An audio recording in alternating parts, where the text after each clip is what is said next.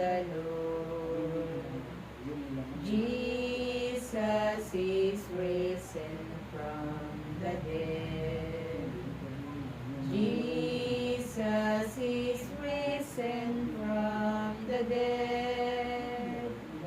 Jesus is risen. Jesus is risen. Jesus is risen from the dead. Ang mabuting balita ng ating Panginoon ayon kay San Mateo. Papuri sa iyo, Panginoon. Pumunta si Jesus sa Jerusalem at pumasok sa templo. Pagkatapos tiningnan ng lahat ng bagay doon, lumabas siya at nagbalik sa Betania kasama ang 12, palibhas ay gumagabi na noon. Kinabukasan nang sila'y pabalik na mula sa Betania, nagutom si Jesus. Natanaw nito sa di kalayuan ang isang puno ng igos na madahon. Nilapitan niya ito upang tingnan kung may bunga, ngunit wala siyang nakita kundi mga dahon, sapagkat hindi pa panahon ng igos noon. Kaya't sinabi niya sa puno ng igos, "Wala nang makakakain pa ng iyong bunga." Ito'y narinig ng kanyang mga alagad. Pagdating nila sa Jerusalem, pumasok sa templo si Jesus. Kanyang ipinagtaguyan ang mga nagbibiling at mamimili roon at ipinagtataob ang mga mesa ng mga mamamalit ng salapi at ang upuan ng mga nagtitinda ng kalapati.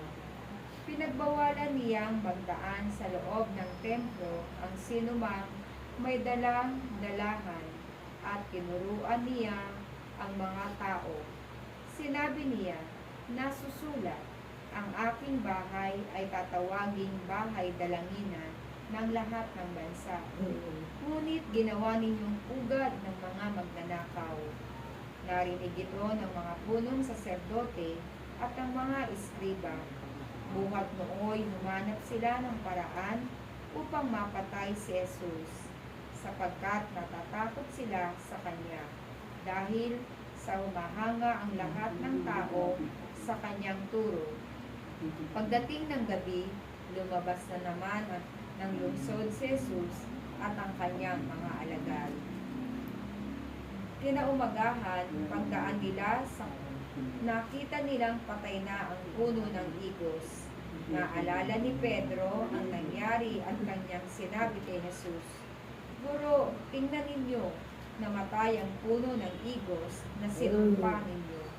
Sumagot si Jesus, "Manalig kayo sa Diyos. Tandaan ninyo ito. Kung sasabihin ni numan sa bundok na ito, umalis ka riyan, tumalon ka sa dagat, na hindi siya nag-aalinlangan, kundi nananalig na mangyari ang sinabi niya ito, gagawin ng Diyos para sa kanya. Kaya't sinasabi ko sa inyo, anuman ang hingi ninyo sa panalangin, manalig kayong matanggap na ninyo iyon, at matatanggap nga ninyo.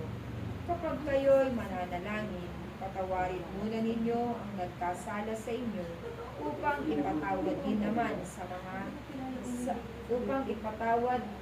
ipatawad din naman sa inyo ng inyong amang nasa langit ang inyong pagkakasala. Ngunit kung hindi kayo magpapatawad, hindi rin naman kayo patatawarin ng inyong amang nasa langit.